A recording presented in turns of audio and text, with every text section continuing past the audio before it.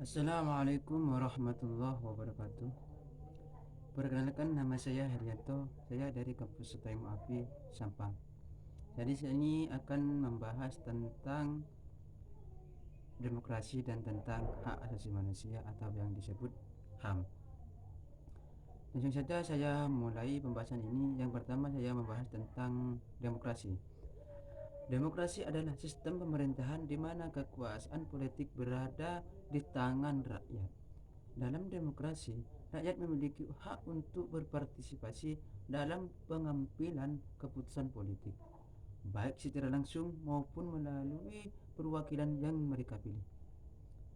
Dalam demokrasi, rakyat secara langsung terlibat dalam pengambilan keputusan politik melalui pemungutan suara dalam pemilihan umum atau referendum.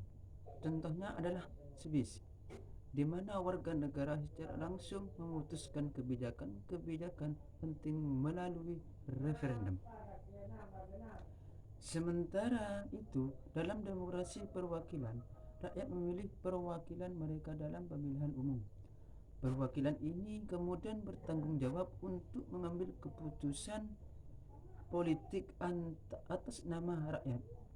Contohnya adalah sistem pemerintahan parlementer di banyak negara, di mana rakyat memiliki anggota parlemen yang kemudian membentuk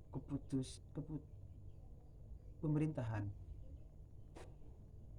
Demokrasi juga melibatkan prinsip-prinsip seperti kebebasan berpendapat, kebebasan berekspresi, kebebasan pers, dan perlindungan hak asasi manusia. Prinsip-prinsip ini penting untuk memastikan bahwa rakyat memiliki kebebasan untuk menyampaikan pendapat mereka, mengkritik pemerintah, dan terlibat dalam proses politik tanpa takut ada represi. Demokrasi memiliki banyak keuntungan seperti memberikan kesempatan bagi rakyat untuk berpartisipasi dalam pengambilan keputusan politik, mencegah penyalahgunaan kekuasaan, dan menciptakan sistem pemerintahan yang lebih transparan dan akuntabel. Namun, demokrasi juga memiliki tantangan seperti risiko polarisasi politik dan korupsi, dan ketidaksetaraan dalam berpartisipasi politik. Demokrasi memiliki beberapa keuntungan. Yang pertama, demokrasi memberikan kesempatan kepada semua warga negara untuk berpartisipasi dalam pengambilan keputusan politik. Ini memungkinkan beragam pandangan dan kepentingan demokrasi dalam proses pembentukan kebijakan. Kedua, demokrasi cenderung menciptakan pemerintahan yang lebih akuntabel dan transparan, karena pemimpin harus bertanggung jawab kepada rakyat. Ketiga, demokrasi dapat mendorong pembangunan sosial dan ekonomi yang berkelanjutan, karena partisipasi rakyat dalam pengambilan keputusan dapat memperhitungkan kepentingan jangka panjang. Namun, demokrasi juga memiliki tantangan. Proses pengambilan keputusan yang dilibatkan banyak pihak dapat memperlibat proses dan membuat sulit untuk mencapai konsensus. Selain itu, demokrasi rentan terhadap manipulasi politik, korupsi, dan pengambilan keputusan yang tidak efisien. Oleh karena itu, penting untuk membangun lembaga-lembaga yang kuat, menjaga kebebasan bermedia, dan melibatkan rakyat secara aktif dalam proses demokrasi untuk menjaga keberlanjutan dan kualitas demokrasi. Sekian dari saya pembahasan tentang demokrasi. Assalamualaikum warahmatullahi wabarakatuh. Dan jangan lupa video selanjutnya yaitu tentang hak asasi manusia yang disebut dengan HAM. Saya lanjut dengan pembahasan tentang hak asasi manusia yang disingkat menjadi HAM. Yang saya pahami di sini tentang HAM atau hak asasi manusia.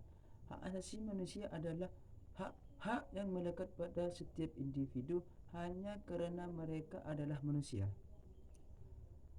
HAM juga meliputi hak-hak yang mendasar dan universal yang diakui dan dihormati oleh masyarakat internasional sebagai hak melekat pada setiap individu tanpa diskriminasi. Penting untuk dicatat bahwa HAM bersifat inheren, tidak dapat dicabut, dan setiap orang memiliki hak yang sama tanpa kecuali. HAM melindungi martabat, kebebasan, dan kesejahteraan individu serta memberikan perlindungan dari penyalahgunaan kekuasaan oleh pemerintah atau pihak lain. Contohnya, yang pertama, hak untuk hidup. Setiap individu memiliki hak untuk hidup dan tidak boleh dibunuh secara sewenang-wenang. Kebebasan berekspresi.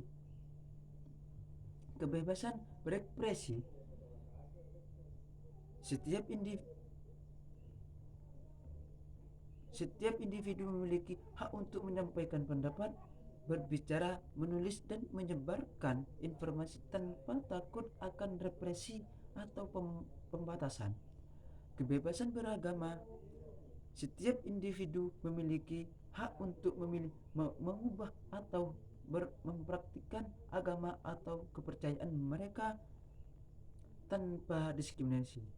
Kebebasan dari penyiksaan. Setiap individu memiliki hak untuk tidak disiksa atau diperlakukan secara kejam, tidak manusiawi atau merendahkan martabat manusia.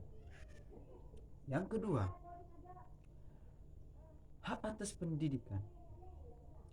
Setiap individu memiliki hak untuk mendapatkan pendidikan yang berkualitas dan akses yang adil ke pendidikan diskriminasi. Yang ketiga, hak atas kesetaraan. Setiap individu memiliki hak diperlakukan secara adil dan setara di hadapan hukum, tanpa diskriminasi berdasarkan ras, agama, jenis kelamin, atau faktor lainnya seperti itu. Yang keempat, hak atas privasi. Setiap individu memiliki hak untuk menjaga privasi pribadi dan keluarga mereka serta melindungi data pribadi mereka dan penyalahgunaan.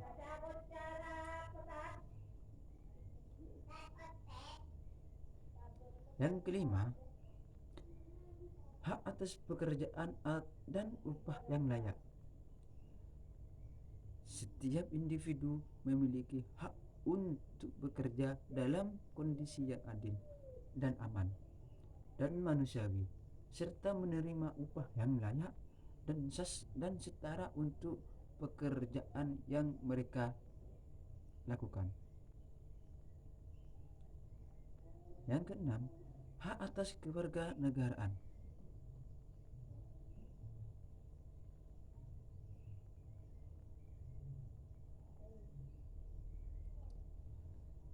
Hak atas kewarganegaraan. Setiap individu memiliki kewarganegaraan dan tidak boleh dipaksa menjadi pengungsi atau tidak memiliki kewarganegaraan. Hak atas keadilan. Setiap individu memiliki hak untuk mendapatkan perlakuan yang adil, dan akses ke sistem peradilan yang independen dan efektif.